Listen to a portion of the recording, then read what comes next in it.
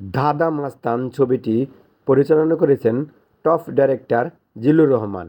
আর দাদা মাস্তান ছবিতে অভিনয় করেছেন কবরী, জসিম, ইমরান, কাঞ্চি, হুমায়ুন ফরিদি, মিশা সওদাগর, গাঙ্গুয়া, শওকত আকবর, পপি মিত্র, মাহবুব খান গুই এবং আরও অনেকেই অভিনয় করেছেন দাদা মাস্তান ছবিতে। দাদা মাস্তান ছবির গল্পের শুরুতে দেখা যায় মিশুবাই অর্থাৎ মিশা সওদাগর মোহাম্মদনগর বস্তিতে সে এসে একটি টেবিলে বসে সে বলে, এই দলা কালা, তোরা কোথায় আছিস? এই বস্তির দোকানবাসী এবং বস্তিতে যারা বসবাস করে তাদের সব ডেকে পাঠা, আর বল হপ্তা নিয়ে এতে। আর যদি কেউ হপ্তা দিতে রাজি না হয় তাহলে তাকে কিন্তু একেবারে দুনিয়া থেকে চিরবিদায় করে দিবে। তখন দলাকালা বলে, এই তোরা কে কোথায় আছিস, যা হপ্তা নিয়ে আয়। আমাদের মিশুবাই বসে আছে, কারণ মিশুবাই কিন্তু সময় নেই। তার বড় ভাই তাকিয়া ভাই বসে আছে হিসাব নেওয়ার জন্য। তখন বস্তি অর্থাৎ মোহাম্মদনগর বস্তিবাসীরা সবাই এসে তাকে হপ্তা দেওয়ার জন্য তৈরি হয়ে তার টেবিলে টাকা ফেলছে। তবে এক লোক এসে বলে, ভাই মিশু ভাই, আমি না কয়দিন ধরে খুব অসুস্থ, আমার শরীর অনেক জ্বর, আমি কাজকাম করতে পারিনি এবং দোকানও খুলতে পারিনি, তাই এই সপ্তাহে হপ্তাটা আমি দিতে পারবো না। তখন মিশা সওদাগর অর্থাৎ মিশু বলে, এই আমি কিন্তু মিশু ভাই, আমার ভাই হলো তাকিয়া ভাই, এই শহরের সম্রাট। আর তুই বলছিস তোর জ্বর এসেছে, তুই কাজে যেতে পারিস নাই, তুই দোকান খুলতে পারিস নাই, তাই তুই আমাকে হপ্তা দিতে পারবি না? না, হা হা হা, এটা তো হবে না রে। তখন মিশুবাই অর্থাৎ মিশা সওদাগর সেই লোকটিকে মারে। মারার পর এই দৃশ্যটা আবার যে লোকটিকে মাইর খাচ্ছে তার মেয়ে দেখে ফেলে। তার মেয়ে এসে বলে, মিশু ভাই, আপনি আপনি আমাদের উপর দয়া করুন মিশু ভাই, আমরা আগামী সপ্তাহে 2 সপ্তাহের হপ্তা দিয়ে দেব। তখন মিশু বলে, এই মেয়ে, তোর তো সাহস কম নয়, তুই মিশু ভাইয়ের সামনে এসে চিৎকার করে বলিস? তখন দলাকালা বলে, হুজুর, মেয়েটা কিন্তু খুব সুন্দর। তখন মিশু গিয়ে দলাকালাকে থাপ্পড় দিয়ে বলে, এই তোকে না একদিন বলেছিলাম, হ্যাঁ আমরা হপ্তা নিতে আসি, টাকা নিতে আসি, কিন্তু মেয়েদের রূপ যৌবন দেখতে আমরা আসি না। তাকিয়া ভাই কিন্তু এটা খুব পছন্দ করে না। শোন, মেয়েরা হলো মায়ের জাত, তাদের সম্মান করবি। আমাদের হলো হপ্তাহে চাঁদা নেওয়া, আমরা কিন্তু মেয়েদের দিকে তাকাবো না। আর এরকম যদি কখনো অন্যায় করেছিস যে মেয়েদের দিকে খারাপ নজরে চেয়েছিস, তাহলে কিন্তু তোদের দুজনের চোখ কিন্তু আমি উঠিয়ে ফেলবো। তখন মেয়েটি পায়ে পড়ে মিশু ভাইয়ের, কিন্তু মিশু ভাই বলে, না, তোমার পায়ে পড়া অথবা মিনতি করা আমার পক্ষে সম্ভব না, কারণ তাকিয়া ভাইয়ের কাছে জবাবদিহি করতে হয়। যাও, যেখান থেকে পারো টাকা নিয়ে এসো, হপ্তা নিয়ে এসো। তখন মেয়েটি দৌড়ে চলে যায় থানায়। থানায় গিয়ে বলে, ইন্সপেক্টর সাহেব, আমাদের খুব বিপদ, তাকিয়া ভাইয়ের লোক মোহাম্মদনগর বস্তিতে অর্থাৎ মিশু ভাই সেখানে গিয়ে আমাদের কাছ থেকে হপ্তা দাবি করতেছে, কিন্তু আমার বাপ অসুস্থ থাকার কারণে এই সপ্তাহে হপ্তা দিতে পারে না বলে আমার বাপকে মেরে রক্তাক্ত করে ফেলে রেখেছে। আমি অনেক অনুরোধ করেছিলাম, মিনতি করেছিলাম মিশু ভাইয়ের কাছে, কিন্তু মিশু ভাই আমার কথা শুনতে নারাজ। তখন ইন্সপেক্টর বলে, কোন এলাকা বললে? মোহাম্মদনগর বস্তি? হায় হায় হায়, ওইটা তো তাকিয়া ভাইয়ের এলাকা, ওইখানে তো আমি যেতে পারবো না, কারণ তাকিয়া ভাই যদি শুনে যে আমি তোমার কথা শুনে আমি মোহাম্মদনগর বস্তিতে গিয়েছি, তাহলে তো আমাকে প্রাণে মেরে ফেলবে। সবারই তো প্রাণের মায়া আছে নাকি নাই? তুমি চলে যাও, তোমার কেস ফাইল আমি করতে পারবো না, আর আমি এখানে যেতে পারবো না। তখন মেয়েটি বলে, শোনেন, আপনারা সরকারের গোলাম, আপনারা গরিব দুঃখী মানুষের বিপদের সময় পাশে এসে দাঁড়াবেন, আপনারা পুলিশ, আর আপনারা পুলিশ হয়ে আমাদের বিপদের সময় যাবেন না, তাহলে সরকার আপনাদের কেন টাকা দেবে, আর কেন বা আপনাকে চাকরি দেবে? তখন ইন্সপেক্টর বলে, এই মেয়ে, বড় বড় কথা বলবে না, বড় বড় লেকচার দেবে না, কারণ তুমি জানো না আমি কত বড় অফিসার। তখন মেয়েটি বলে, আপনি যত বড় অফিসার হন না কেন, আপনি অন্যায় করতেছেন, আপনি আমাদের সাথে অন্যায় করতেছেন, কিন্তু আপনি এটা করা উচিত না। আপনার উচিত আমার কেস ফাইল করা এবং আমার সাথে আপনাকে যাওয়া, কিন্তু আপনি তা করতেছেন না, আবার আপনি উল্টে আমাকে ধমক দিচ্ছেন। তখন ইন্সপেক্টর বলে, এই কে আছিস, এই মেয়েটিকে কারাগারে নিক্ষেপ কর, মেয়েটি বেশি কথা বলতেছে। আমি বলতেছি ওইখানে যেতে পারবো না, তারপর আমার সাথে তর্ক করতেছে, আবার আমার সাথে মিসবিহেভ করতেছে, যা মেয়েটিকে গ্রেপ্তার কর। তখন সেই মুহূর্তে দেখা যায় এক কনস্টেবল এসে মেয়েটিকে গ্রেপ্তার করে। তখন মেয়েটি চিৎকার করে বলে, শোনেন ইন্সপেক্টর, আপনি যে অন্যায় আজ আমাকে করলেন, একদিন এই থানায় এমন একজন জাদরেল পুলিশ আসবে, তখন এই অন্যায়ের জবাব আপনাকে দিতে হবে তার কাছে, তখন কিন্তু আপনি ক্ষমা পাবেন না। তখন ইন্সপেক্টর বলে, শোন, এই মোহাম্মদপুর নগর থানায় কোনো ইন্সপেক্টর এসে বেশি দিন টিকতে পারে না। শুধু আমি তাকিয়া ভাইয়ের কথা শুনি বলে আর মিশু ভাইয়ের কথা শুনি বলে আমি দীর্ঘদিন যাবৎ এই থানায় প্রধান হয়ে আছি, আর কেউ এখানে থাকতে পারবে না। তখন মেয়েটি চিৎকার করে বলে, শোনেন ইন্সপেক্টর, আপনার এমন একটি দিন আপনার আসবে, সেদিন আপনাকেই এই কারাগারে, যে ইন্সপেক্টর আসবে না তখন আপনাকে এই কারাগারে বন্দি করবে। তখন আনোয়ার হোসেন বলে গিয়ে, স্যার মেয়েটিকে ছেড়ে দেন, মেয়েটির বাপ অবশ্যই বিপদে আছে, আমাদের উচিত সেখানে যাওয়া। তখন ইন্সপেক্টর বলে, এই হাবিলদার, বারবার আমার সাথে কিন্তু তুমি প্রায় প্রায় তর্ক করো, আমি বলছি না আমার উপরে কোনো কথা বলবে না। তখন আনোয়ার হোসেন বলে, শোনেন, আমি তো হাবিলদার সামান্য, কিন্তু কাল কিন্তু এই থানায় বড় একটা অফিসার আসতেছে, আমি তাকে আনতে যাব। তখন ইন্সপেক্টর বলে, যান যান যান, কত বড় অফিসার এখানে আসলো আর গেল দেখলাম না, আর আপনি ওই ইন্সপেক্টরকে এনে আমাকে শাসন করবেন তাই না? তার হাবিলদার বলে, না আপনাকে কেন শাসন করব, আপনি তো এই মোহাম্মদনগর থানার বড় অফিসার, কিন্তু আপনার বড় অফিসার হয়ে কিন্তু আরেকজন আসতেছে। তখন ইন্সপেক্টর বলে, ওই অফিসার বেশি দিন থাকতে পারবে না, কারণ তাকিয়া ভাই এই এলাকার সম্রাট, এবং তার কথা যদি ওই ইন্সপেক্টর না শোনে, তাকে কিন্তু মৃত্যু তার অবধারিত হবে। তখন হাবিলদার বলে, আচ্ছা তা পরে দেখা যাবে। তখন হাবিলদার অর্থাৎ আনোয়ার হোসেন স্টেশনে গিয়ে দাঁড়িয়ে থাকে। এমন সময় রাজু অর্থাৎ জসিম, সে বাস থেকে নামার পর তখন দৌড়ে হাবিলদার বলে, আপনি মনে হয় নিশ্চয়ই মোহাম্মদনগর থানার নতুন বড় অফিসার। তখন রাজু অর্থাৎ জসিম বলে, হ, আমি হলাম মোহাম্মদনগর থানার বড় অফিসার। তখন জসিম অর্থাৎ রাজু বলে, আচ্ছা আপনি তো থানা থেকে গাড়ি আনেন নাই। তখন হাবিলদার বলে, না এনেছি তো গাড়ি, এই তো এখানে রেখেছি। তখন জসিম অর্থাৎ রাজু এবং আনোয়ার হোসেন গাড়ি চালাচ্ছে। এমন সময় রাস্তায় দেখা যায় কিছু গুন্ডা অথবা রংবাসেরা, তারা একটি জঙ্গলের ভিতরে মদ বিক্রি করতেছে এবং মদ বানাচ্ছে। তখন রাজু অর্থাৎ জসিম বলে, আচ্ছা হাবিলদার সাহেব, এই যে এখানে দেখা যাচ্ছে যে কিছু মাস্তান টাইপের লোকই এখানে দেখা যাচ্ছে মদ বিক্রি করতেছে এবং কিছু লোক মদ নিয়ে যাচ্ছে এবং মদ বানাচ্ছে, এটা কতদিন ধরে? অনেক দিন ধরে। এই মোহাম্মদনগর থানায় কোনো ইন্সপেক্টর এসে বেশি দিন থাকতে পারে না, আর ওরা হলো তাকিয়ার লোক, তাকিয়া খুব বড় ডেঞ্জারাস। তখন রাজু তো জসিম বলে, ঠিক আছে আপনি একটু এখানে থামান। তখন জসিম গিয়ে বলে, কিরে তোরা কি করতেছিস এখানে? তখন গাঙ্গুয়া অর্থাৎ সে বলে, আমরা এখানে কি করতেছি আপনি কি দেখতে পাচ্ছেন না? আপনি কি কানা? হ্যাঁ, আপনি কি চোখে দেখেন না, নাকি আপনি বোবা, আপনি শোনেন না? যান এখান থেকে, আমরা যেটা করতেছি সেটা করতে দেন। তখন রাজু বলে, শোনো, তোমরা যা করতেছো এটা কিন্তু তোমরা খুব অন্যায় করতেছো, তোমরা যুব সমাজকে নষ্ট করতেছো, দেশকে তোমরা বিপদে ফেলতেছো, তোমরা মদ বানাচ্ছ, তোমরা এখন মদ বিক্রি করতেছো, এটা তোমাদের অন্যায়, এটা করা উচিত না।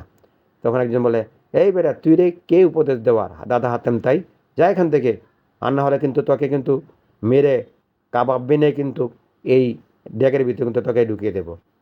তখন রাজু অর্থাৎ জসিম বলে, কে কাকে ঢোকাবে সেটা পরে দেখা যাবে। তো একটা কথা তোমাদের বলে যাই, আগামীকাল সকাল 12টার ভিতরে যদি এই মতের বাড়তি যদি এখান থেকে না সরে যায়, আর তোমরা যদি এখান থেকে না যাও, তাহলে তোমাদের যে আমি কি করব সেটা তুমি বুঝতেই পারবে না। তখন একজন বলে, এই বেটা তুই কে রে, আমাদের শাসাচ্ছিস, তোর এত বড় স্পর্ধা, তোর স্পর্ধা দেখে তো আমরা হতবাক হচ্ছি। তখন রাজু বলে, আমি কে? আগামীকাল ঠিক সকাল 12টায় অর্থাৎ দুপুর 12টায় তারা চিনতে পারবে আমি কে। তখন সেখান থেকে জসিম গাড়িতে এসে বসে। তখন হাবিলদার বলে, আমি বললাম না ওরা তাকিয়ার লোক, তাকিয়া যা কথা বলে এবং তাকিয়ার কথা মতো শোনে।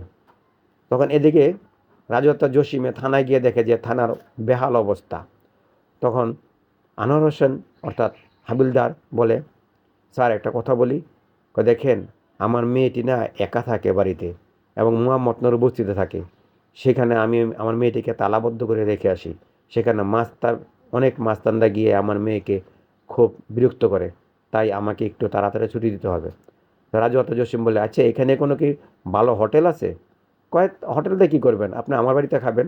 আজকে আপনি একটা কাজ করেন, আপনি বাংলায় গিয়ে উঠেন, তারপরে আগামীকাল আপনি থানায় আসবেন, তারপর আমি আপনার বাংলায় গিয়ে আপনার জন্য খাবার তৈরি করে নিয়ে আসতেছি।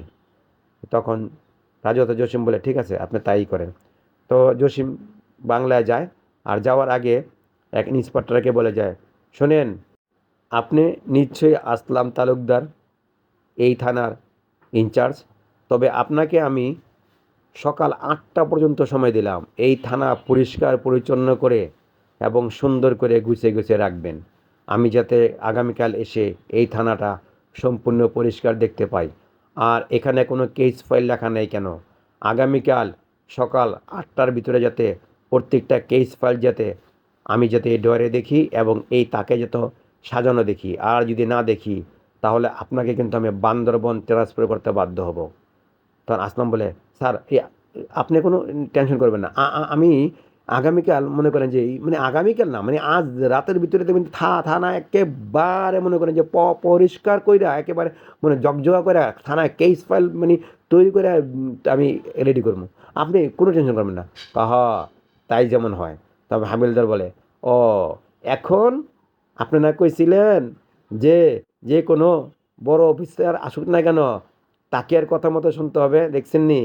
আর শোনেন, আর একটা কথা বলি, শোনেন, আগামীকাল 12টার ভিতরে যদি জঙ্গলগড়ের মদের বাটটি না উঠায় তাহলে কিন্তু তাদের কিন্তু খবর আছে। সেই মুহূর্তে আসলাম তালুকদার মানে ইন্সপেক্টর তাকিয়ার বাড়িতে চলে যায়। তাকিয়া হলো হুমায়ুন ফরিদি সিঁড়ি দিয়ে নামে আর পান চিবায়। আর তখন ইন্সপেক্টর আসলাম বলে, স্যার সর্বনাশ হয়ে গেছে, থানায় তো একটা জাদ্রেল অফিসার এসেছে, আমাদেরকে মেরে রক্তাক্ত করে ফেলেছে। আর আমরা যা জুয়া মুয়া যাই খেলছিলাম তখন ইন্সপেক্টর এসে আমাদের মেরে রক্তাক্ত করে ফেলেছে। আর বলছে তাকিয়াকে আমি যে কোনো মূল্যেই আমি গ্রেপ্তার করব। আর তাকিয়ার এত বড় স্পর্ধা কিল্লাইয়া যে থানায় এসে সে ধমক দেবে ইন্সপেক্টরদের, এরকম করা বলেছে।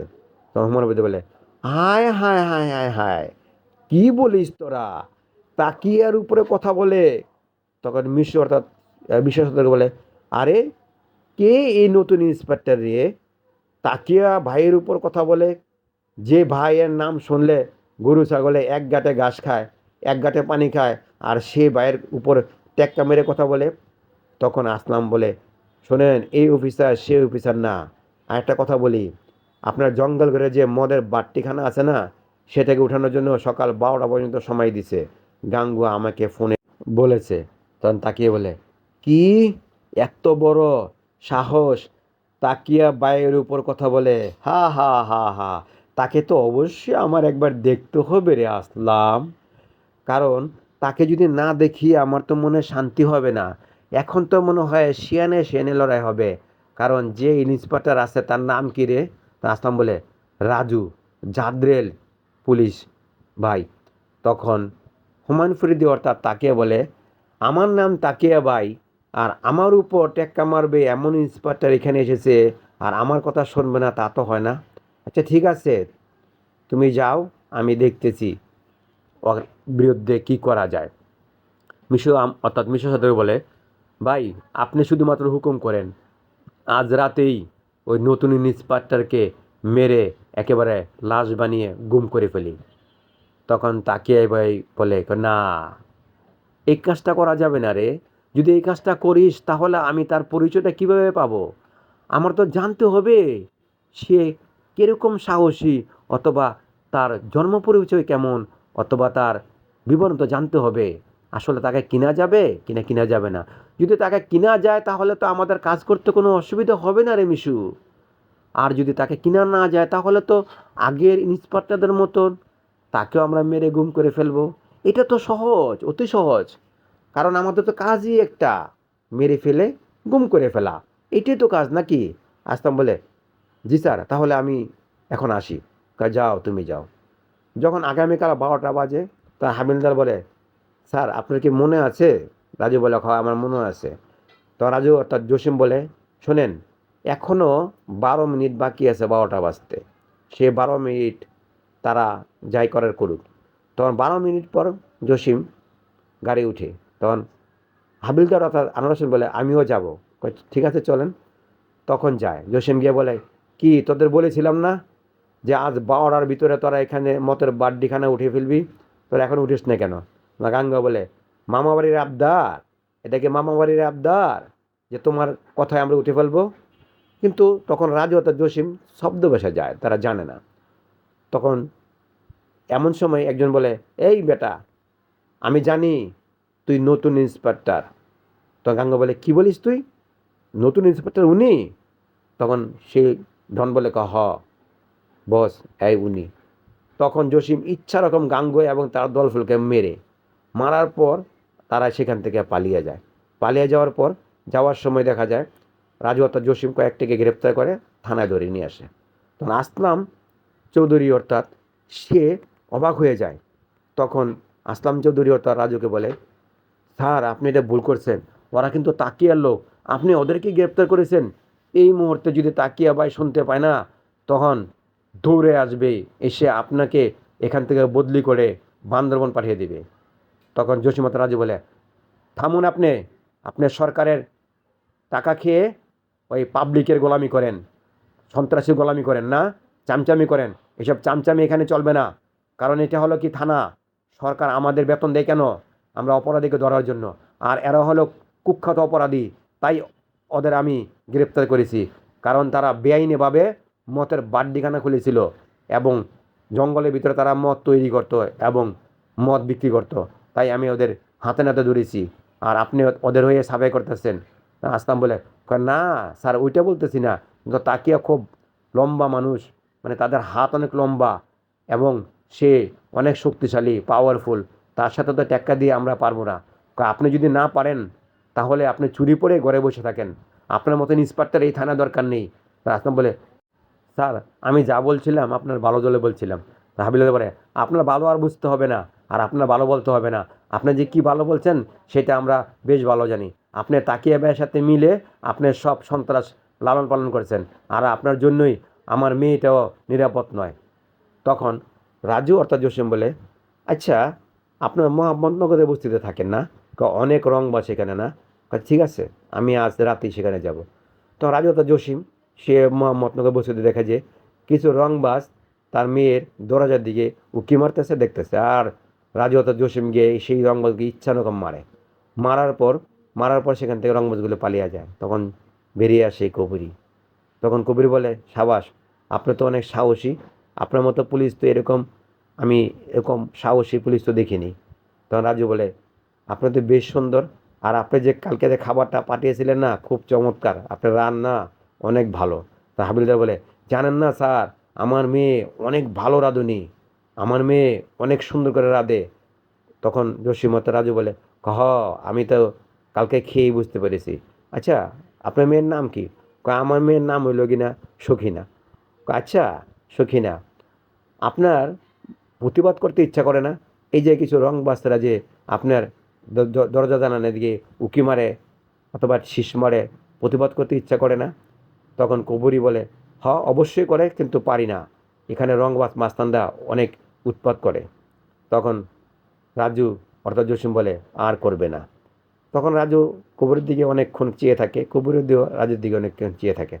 তখন কবুরি শুয়ে শুয়ে জসিমকে নিয়ে একটা কল্পনা গান চলে আসে। গান শেষে দেখা যায় তো এদিকে জসিমের বোন থাকে কাঞ্চি, আবার কাঞ্চি আবার ইমরান নামে একটা ছেলেকে ভালোবাসে, ইমরানও কাঞ্চিকে ভালোবাসে।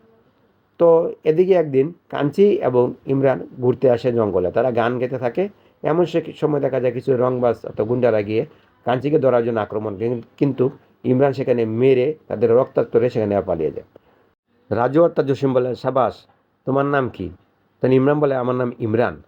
আর কাঞ্চি বলে, ভাই, এই কিন্তু ফরেস্ট অফিসার, তুমি নিশ্চয় আরে চিনো না। তখন রাজু জসিম বলে, আমি চিনি। বুঝতে পারছি তোরা দুজন দুজনকে ভালোবাসিস, তোরা এখানে কেন এসেছিস? ফরেস্ট অফিসার অর্থাৎ ইমরান বলে, আমি এসেছিলাম এখানে বাগান দেখতে বিলা, গাছগুলি ঠিক আছে কিনা এবং গাছগুলি গুনতে। তা আমার সাথে আপনার বোন ইচ্ছা করলো এখানে আসার, তাই নিয়ে আসলাম। বেশ ভালো করছো, এখন তোমরা চলে যাও। তো এদিকে ইমরান কাঞ্চি চলে যায়। তো জসিম আসে, থানায় আসার পর দেখা যায় এখানে তাকিয়ে অর্থাৎ হুমান ফরিদি এসে থানায় বসে আছে। তো রাজু অর্থাৎ জসিম গিয়ে থানায় বসে, তখন তাকিয়ে বলে, আপনি কি নতুন ইন্সপেক্টর? তখন জসিম অর্থাৎ রাজু বলে, হ আমি ইন্সপেক্টর। আচ্ছা, হুমান ফরিদি অর্থাৎ তাকিয়ে বলে, আপনি কেন আমার লোককে গ্রেপ্তার করেছেন? তখন রাজু বলে, আপনার লোক অন্যায় করেছিল তাই গ্রেপ্তার করেছি, কারণ আপনি বেআইনিভাবে আপনার লোকেরা জঙ্গলে মদ তৈরি করে বিক্রি করতেছে, এটা তো অন্যায়। তখন তাকে বলে, শোনেন ইন্সপেক্টর, আমি সোজা সাপটা বলি, আমি ঘুরিয়ে পেঁচিয়ে বলতে পারি না। আপনি আমার কাজে বাধা দিবেন না, কারণ আমি কি করব না করব সেটা আমার ব্যাপার। আপনি যদি আমার কাজে বাধা দেন তাহলে তো আমি অবশ্যই আপনার বিরুদ্ধে কঠোরতা ব্যবস্থা করব। তখন জসীমতা রাজু বলে, আপনি যদি অন্যায়ভাবে কোনো কাজ করেন অবশ্যই আপনি আপনার কাজে বাধা দেব। আর আপনি কিন্তু অন্যায়ভাবেই কাজ করতেছেন, আপনি দেশের ক্ষতি করতেছেন, জাতির ক্ষতি করতেছেন, সমাজের ক্ষতি করতেছেন এবং এলাকার ক্ষতি করতেছেন। যুব সমাজ নষ্ট হচ্ছে আপনাদের কারণে। আপনারা কেন বেআইনিভাবে মদ তৈরি করে বিক্রি করবেন কেন?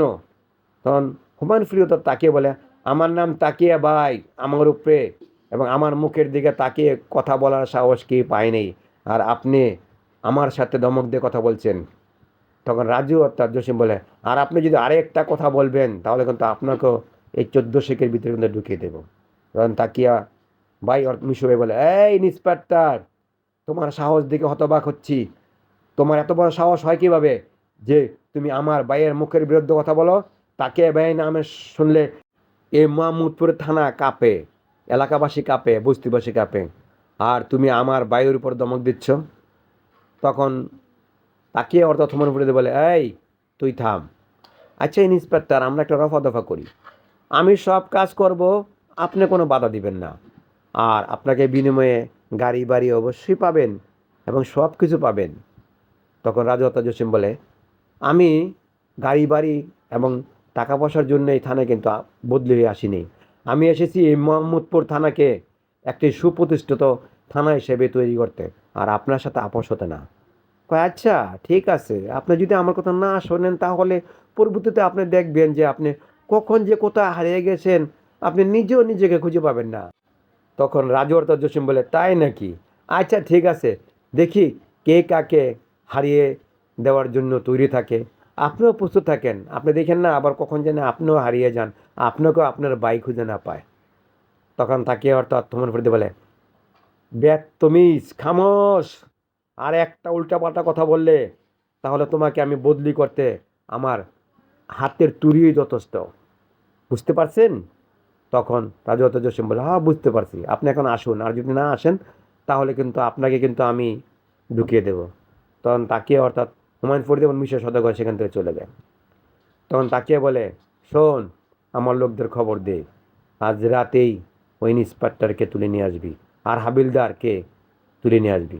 তখন হাবিলদার একদিন রাজুকে বলে, স্যার আমার না খুব ইচ্ছা আমি একটি বড় অপারেশন করব, আর অপারেশনে গিয়ে যদি আমি মারা যাই আমার মেয়েকে বলতে পারবো যে আমি শহীদ হয়েছি, আমি দুশ্মন অথবা খারাপ লোকদের মারতে গিয়ে শহীদ হয়েছি।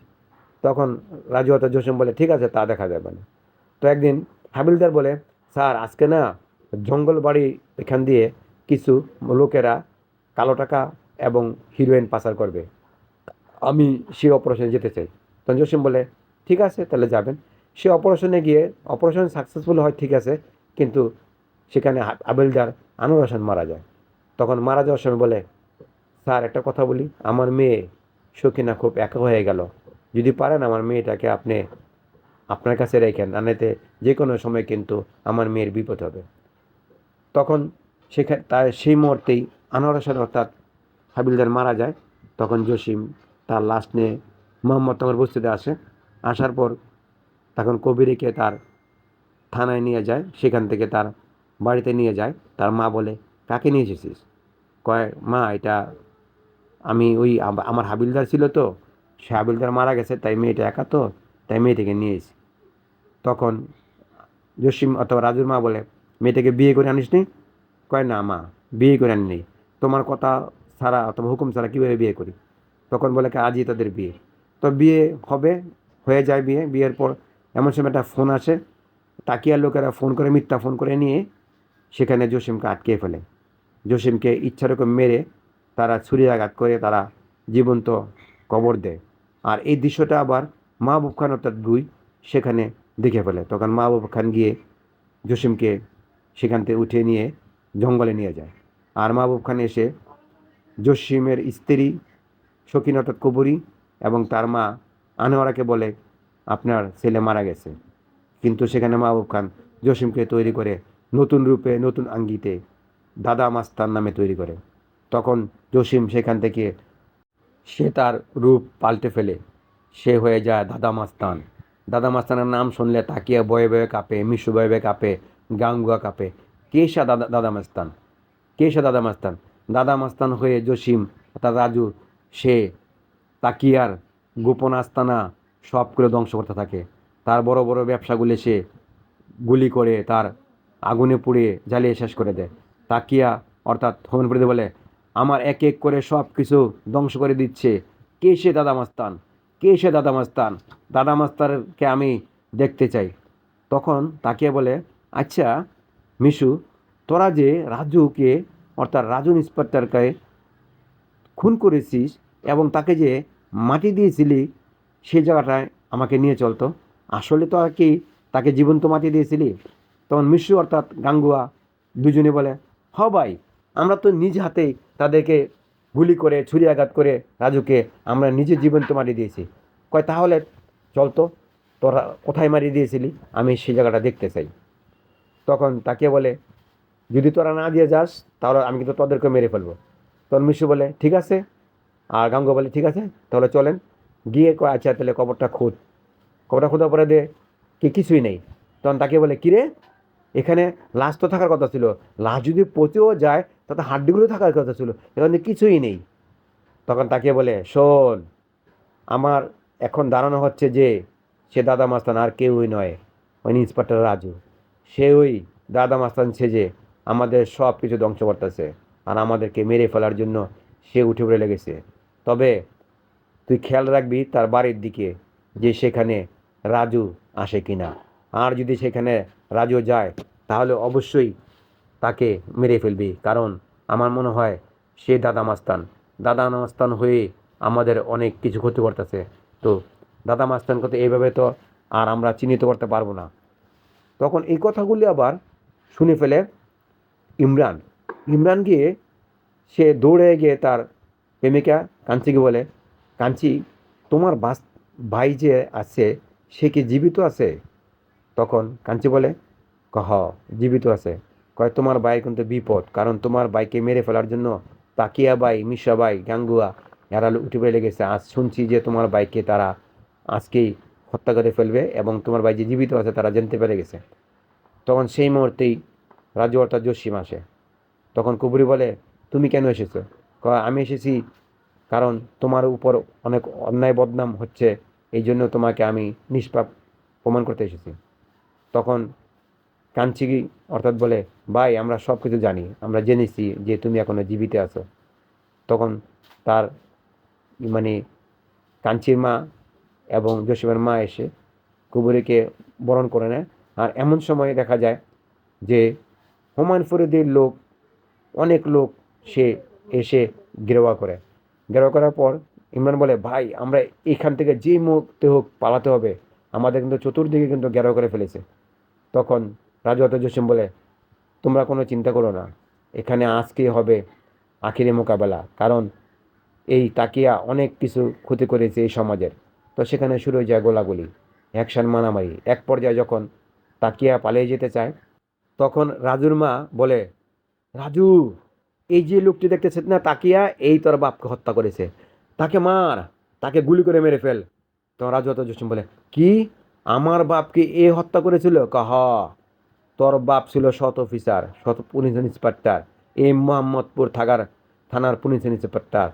তোর বাপ তার কথা শুনে নেয় বিদায় তোর বাপকে এই তাকিয়াবাই হত্যা করে মেরেছিল আমার সামনে। তখন জসিম দৌড়ে গিয়ে তাকে বলে, তুই আমার বাপকে মেরেছিলি না, তুই এখন আমাকে মারতে এসেছিস না। আর জসিম ধামার দাপ করা ঘুষি মেরে এবং গুলি করে তাকে একে মেরে ফেলে, আর মিশাকে মেরে ফেলে আরেক ইন্সপেক্টর। তখন তাদের তাকিয়া ভাই এবং মিশু ভাই এবং সবাই মারা যায় এবং বাকিগুলোকে গ্রেপ্তার করে। তখন মাহবুব খান গুই বলে, সাবাস, তুমি ওই সত্যিকারই একজন জাদ্রিল পুলিশ ইন্সপেক্টর। তুমি দাদা মাস্তান হয়ে যে দেশের যে উপকার করেছো, সমাজে যে উপকার করেছো, সমাজকে দুর্নীতির হাত থেকে বাঁচিয়েছো, মাদক দ্রব্য উদ্ধার করেছো এবং যুব সমাজকে মাদক দ্রব্য গ্রহণ করতে থেকে বাঁচিয়েছো, তোমাকে সিলেট। তখন সবাই এক হয়ে যায়। তখন কবরী এসে জসিমকে জড়িয়ে ধরে, কাঞ্চি ইমরানকে জড়িয়ে ধরে। তখন আনোয়ারা হাসতে থাকে আর মাহবুব খানও হাসতে থাকে। এভাবেই পরিচালক জিল্লুর রহমান, টপ ডাইরেক্টর, সে দাদা মাস্তান ছবিটি সফলভাবে পরিচালনা করার পর হলে যখন মুক্তি পায় ছবিটা সুপার ডুপার বাম্পার, মানে এর চেয়ে বেশি আর ভালো ব্যবসা করা সম্ভব হয় না যে যেরকম ব্যবসা করেছে দাদা মাস্তান ছবিটি। এবং দর্শকদের করতালিতে মুগ্ধ হয়েছিল হল যখন নাকি ছবিটা চলছিল। তো দর্শক করতালের মাধ্যমে জসিম এবং কবরীকে বরণ করে নিয়েছিল এবং প্রশংসিত হয়েছিল দাদা মাস্তান ছবিটি।